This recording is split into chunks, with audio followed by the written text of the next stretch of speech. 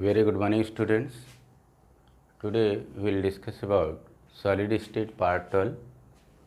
In this section we will discuss all about the defects, or you can say the imperfections in crystalline solids. यहाँ हम लोग बात करेंगे imperfections और defects, चाहे आप डिफेक्ट कहें या इम्परफेक्शंस कहें। क्रिस्टलाइन सॉलिड्स में कितने तरह के डिफेक्ट्स देखने को मिलते हैं, इस बारे में हम लोग बात करेंगे। Class 12th chemistry chapter number 1 में पार्ट 12 के में हम लोग बात कर रहे हैं। यहाँ पर सॉलिड स्टेट का पार्ट 12 है। यहाँ पर हम लोग डिफेक्ट्स के बारे में बात करेंगे क्रिस्टलाइन सॉलिड में। आइए देखते हैं कि इसमें क्रिस्टलाइन सॉलिड्स में कितने तरह के डिफेक्ट्स देखने को मिलते हैं। Basically these defects are initially categorised as electronic defect and point defect. Actually electronic defect जो होता है वो इलेक्ट्रॉनों की वजह से होता है। इन जनरल 0 केल्विन पर या उससे नीचे टेम्परेचर पर अगर कोई भी क्रिस्टलाइन सॉलिड होता है तो वहाँ पर इलेक्ट्रॉन इंटैक्ट पड़े हुए होते हैं, लेकिन जब हाई टेम्परेचर पर जाते हैं तो इलेक्ट्रॉन क्रिस्टलाइन सॉलिड को छोड़ करके किसी दूसरे प्लेस पर चले जाते हैं। इसलिए वहाँ पर एक तरह का डिफेक्ट क्रिएट होता है जिसे हम बोलते हैं इलेक्ट्रॉनिक डिफेक्ट। बट अगर यहाँ पर एटम्स अपनी पोजीशन से हट जाते हैं तो वहाँ पर जो डिफेक्ट आता है उसको बोलते हैं पॉइंट डिफेक्ट। अब ये पॉइंट डिफेक्ट जो है अगर देखें तो कोर्स में आपके पॉइंट डिफेक्ट है क्लास 12th में, तो वो पॉइंट डिफेक्ट कितने कैटेगरी का होता है इसके बारे में अगर हम बात करते हैं तो these point defects are categorized as stoichiometric defect, non stoichiometric defect and impurity defect. यहाँ पर जो स्टैकियोमेट्रिक डिफेक्ट है, स्टैकियोमेट्रिक डिफेक्ट मीन्स कि if the defects are there in the crystalline solid, even after the defect the stoichiometry is found to be maintained. Stoichiometry means the ratio of the atoms participated to make the crystalline solid. जो crystalline solid जिन भी atom से बना हुआ है वो defect के पहले और डिफेक्ट के बाद अपना रेशियो मेंटेन करके रखते हैं। सपोज 1:2 के रेशियो में है तो डिफेक्ट होने के पहले भी 1:2 के रेशियो में रहेंगे और डिफेक्ट के बाद भी रहेंगे। तो अगर इस तरह से होता है कोई भी डिफेक्ट तो उसको बोलते हैं स्टैकियोमेट्रिक डिफेक्ट। लेकिन वहीं पर एक दूसरा डिफेक्ट हमारे पास है जिसको नॉन स्टैकियोमेट्रिक डिफेक्ट बोलते हैं। इसमें क्या होता है, डिफेक्ट होने के साथ ही साथ इसमें इनका रेशियो भी चेंज हो जाता है, ये अपने रेशियो को मेंटेन नहीं कर पाते हैं। उस केस में नॉन स्टैकियोमेट्रिक डिफेक्ट कहा जाता है।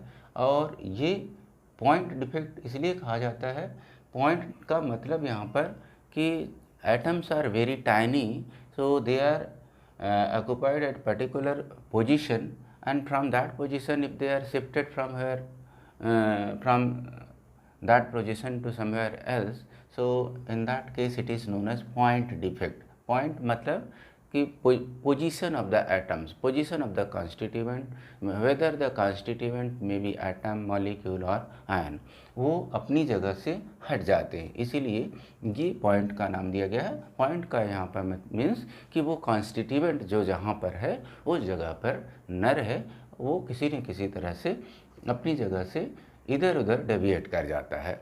तो इस केस में दो जो डिफेक्ट देखने को मिलता है वो स्टैकियोमेट्रिक डिफेक्ट, नॉन स्टैकियोमेट्रिक और इम्प्योरिटी डिफेक्ट है। जैसे कि हमने बात किया अभी स्टैकियोमेट्री में, even after the defect stoichiometry is maintained, means the ratio of the atoms और the constituents are found to be same. But in that case where non stoichiometric defects are there, before and after the defect it is altered, ratio of the constituents are found to be changed, तो इसलिए इसे non stoichiometric defect कहते हैं। वहीं पर impurity defect आता है। जो इम्प्योरिटी डिफेक्ट है इसमें क्या होता है, कुछ एटम्स जिस भी क्रिस्टलाइन सॉलिड की हम बात करेंगे उसमें जितने भी ओरिजिनली कॉन्स्टिट्यूएंट्स होंगे, एटम्स होंगे, उनके अलावा कुछ एटम्स बहुत ही कम अमाउंट में एक्स्ट्रा एडप्ट हो जाते हैं जब कभी भी, तो वो अपने क्रिस्टलाइन सॉलिड में कुछ इम्प्योरिटी ले लेता है, तो इस तरह से इसको बोलते हैं इम्प्योरिटी डिफेक्ट।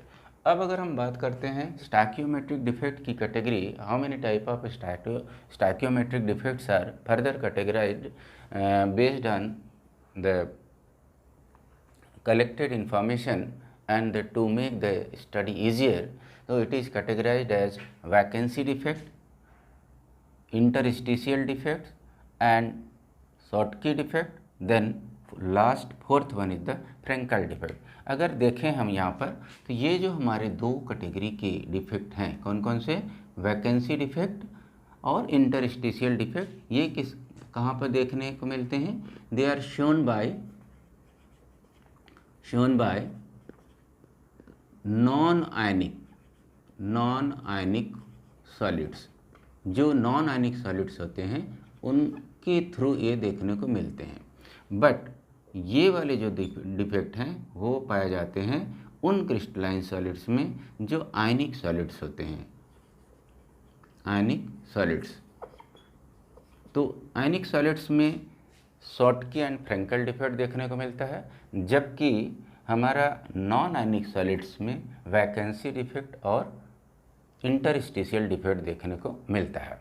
तो इस तरह से हमने ये चीज़ देखा कि हमारे पास जो क्रिस्टलाइन सॉलिड्स में डिफेक्ट्स होते हैं वो कितने कैटेगरी के होते हैं और उनका बेसिक फीचर क्या होता है।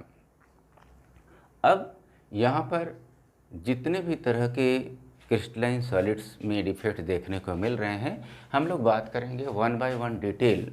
वो डिटेल बात हम लोग नेक्स्ट क्लास में करेंगे कि ये स्टैक्योमेट्रिक डिफेक्ट के अंदर जो वैकेंसी डिफेक्ट है, क्रिस्टलाइन सॉलिड में इंटरस्टिशियल डिफेक्ट देखने को मिलते हैं या शॉटकी डिफेक्ट है, फ्रेंकल डिफेक्ट है, इनके स्पेशल फीचर्स क्या होते हैं, और वो डिटेल्स जो है हम नेक्स्ट क्लास में डिस्कस करेंगे।